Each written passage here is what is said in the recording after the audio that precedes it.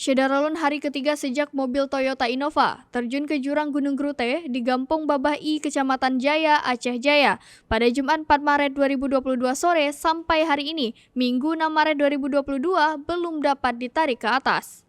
Mobil derek yang didatangkan dari Banda Aceh belum mampu mengangkat mobil Toyota Innova yang jatuh ke jurang pada kedalaman 30 meter tersebut. Demikian disampaikan di Lantas Polda Aceh, Kombes Pol Diki Sondani SIKMH kepada serambinews.com pada Minggu 6 Maret 2022.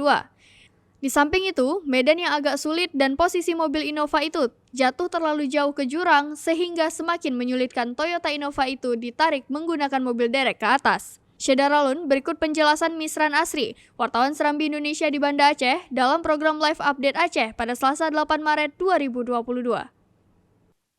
Seperti yang telah Zuya sampaikan bahwa mobil Toyota BL 1586AH yang datang dari arah Melabuh menuju Banda Aceh pada Jumat sore, ya sekitar pukul 16.30 waktu Indonesia bagian Barat, terjun ke jurang Gunung Grute, tepatnya di Gampong Babahi, Kecamatan Jaya, Kabupaten Aceh Jaya.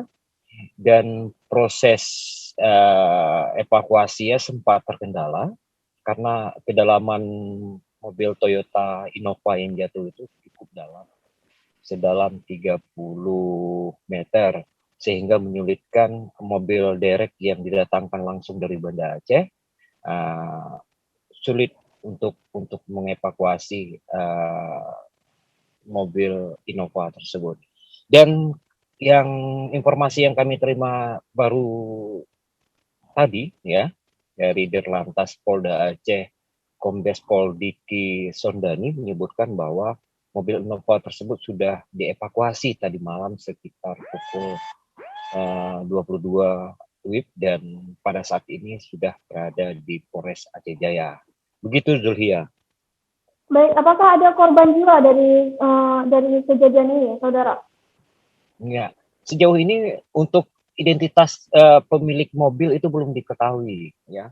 Tapi untuk nomor polisinya BL 1586AH ini yang baru teridentifikasi dari polisi, dan sejauh ini dari pihak kepolisian khususnya di Lantas Polda Aceh sedang melacak siapa pemiliknya.